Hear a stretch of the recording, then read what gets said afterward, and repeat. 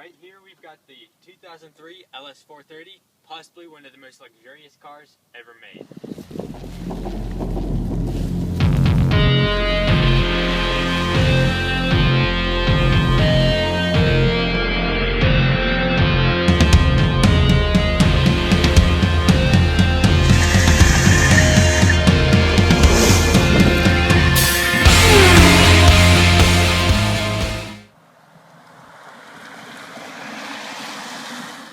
Right here under the hood we got a 4.3 liter V8 engine, which is definitely a must because this thing is 5,100 pounds. This thing gets about 290 horsepower, 320 pound-feet of torque. Obviously it's a Lexus, so it's definitely reliable, probably the most reliable car company out there. So we're going to look at the interior of this LS right quick. As you can see, it's super luxurious. It's got so much wood in here. It's all over the door, all over the steering wheel, and all over that center stack, and all over the dash, which is great because that's what this car's made for. It's a luxury cruiser. If you look in here, it's got a lot of buttons on the steering wheel around them. It's got a lot of different compartments, and it's got a foot parking brake right here. Then, I want you guys to notice something about this interior, and that's the bolsters on the seats right here. Well, truth is, there aren't really any. So when you're going to be going quick around the corner, keep in mind you're going to be flying all over the place.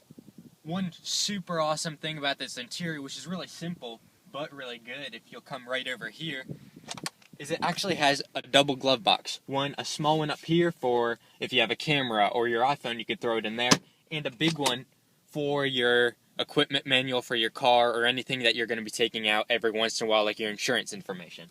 Let's take a look at the back. So we're in the back interior of the LS, and this is what this car is perfect at. I've got about 10 feet of space right here. Same thing with headroom. It's amazing. One bad thing, though, is this huge transmission channel, but it's kind of offset because you've got so much room right here. This middle person can put their feet like that, and all three people are comfortable. Then you've got heated seats back here, some cup holders, a little storage spot, and you've got a way to get back to the trunk through the back seats, which some cars are putting on their 2013 models. Keep in mind, this is 2003. Let's take a look at the trunk. Okay, there's only one horrible thing about this car, and this is the trunk. They couldn't just throw a normal trunk that's on a Camry on here, which would have been better. Instead, if you come over here, you have to walk all the way to the driver's side, open the door, and pull a little tab back here. That unlocks the trunk. Then you have to come back here and open it, obviously. And obviously, this is the good part about this trunk, is that it's huge. You could probably fit like 15 bodies in here, easily. But then you can't slam this trunk closed. You have to go like this and barely push it. It's just stupid. If they put a normal trunk here, it would have been better and cheaper. So we're back in the Lexus, and we're going to just take this for a quick test drive, show you some of the features more in depth in this center stack and this great interior. One really cool feature is this steering wheel actually comes out a little bit further, so it's really easy to get in the car, then it goes right to the position that you want it to. You turn on this car, it's really smooth. You can barely even hear the engine when you turn it on. Also, has this great navigation system right here. You've got the map right there. Then, all of these buttons just on the edge of the center stack are for your audio and your climate and your GPS.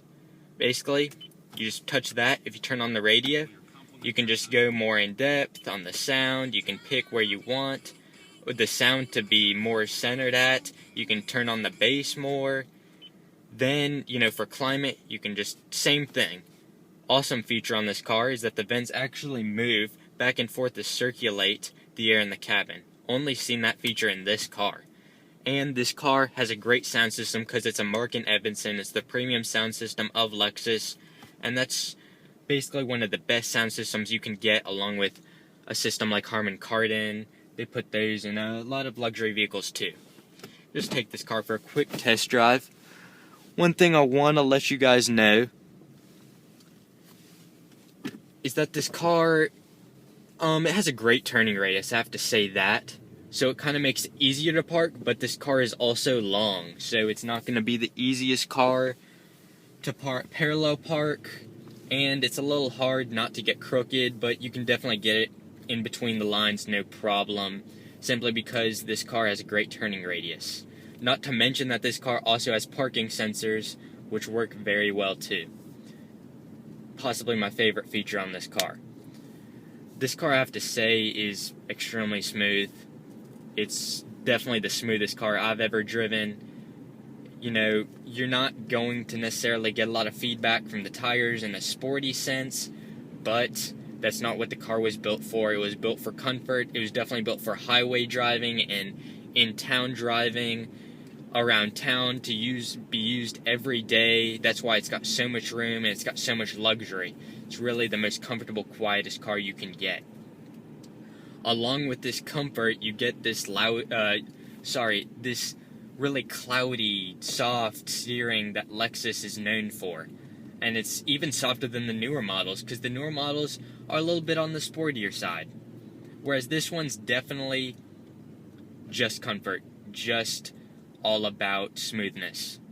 Actually, it's so smooth that if you don't look at the RPMs, you wouldn't even know this car's shifting. It's like almost like one big long gear, which is really nice again. But this leads to kind of a little bit of a downside. Because if you're younger like me, I'm 16, so I'm definitely wanting to occasionally drive my car fast. Maybe even take it on the track every once in a while, and this car doesn't deliver that. The steering is really soft again, that I said, and you have to turn the wheel a lot. I'm going to just show you guys up here ahead. I can turn the wheel.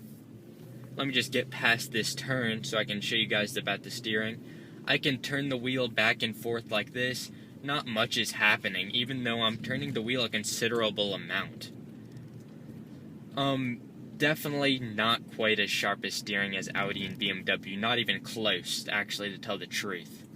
Next thing is that the suspension is really soft. Again, I said, which is great for comfort, great for that elegant ride, but you get zero feedback. I think I already mentioned that, but I can't stress that enough. You get zero feedback. You really can't feel the wheels on this car. Everything's muffled. Everything isn't what it needs to be a sports car. Next thing is that all this wood is great, but you can't, this is not optional. You have to have wood on the steering wheel. Not great for a sporty car either. That's why Audi and BMW don't even offer wood on their steering wheels, because you don't want to be taking this on the track and you have your hands get all stuck on this wood. It's just not very good for a sportier car. Another thing about it is I want to talk about real quick is this V8. This V8 gets a pretty good miles per gallon, actually. It gets 25. And that's great, because you need to get some decent gas mileage out of this V8, because that V8 is definitely a must. You can't have a V6 in this big of a car. It's 5,100 pounds. You got to remember that. You've got to have a V8. There's no substitute for it. Then there just would not be enough power to get this car going.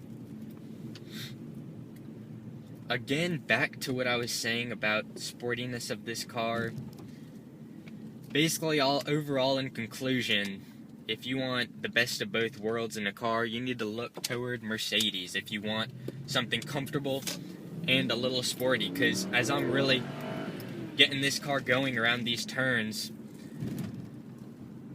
the transmission, it's got a 5-speed automatic in this one, in this model that I have right here, and gets a little confused. It's not sure, does he want to keep this high, lower gear? Does he want to just keep it in the high, in the power band right there, or does he want to shift low and get better gas mileage? And it's kind of annoying. Even when with this low power setting down here that's supposed to stiffen up the shifts and make them a little bit sharper, doesn't quite do it. It doesn't quite do it like an Audi and a BMW would. And if you're coming from an Audi and a BMW or any other sporty car with a stiffer suspension, you're going to be disappointed. So I have to say, in conclusion, if you want total comfort, total quietness, a car you can almost fall asleep in if you're not careful, get the Lexus. So the LS-430 is an elegant car. It's a beautiful car, and it's a pretty fast car. It's definitely reliable because it's got that Lexus symbol on it, and if you're on the used market looking for a luxury cruiser, definitely look at this one.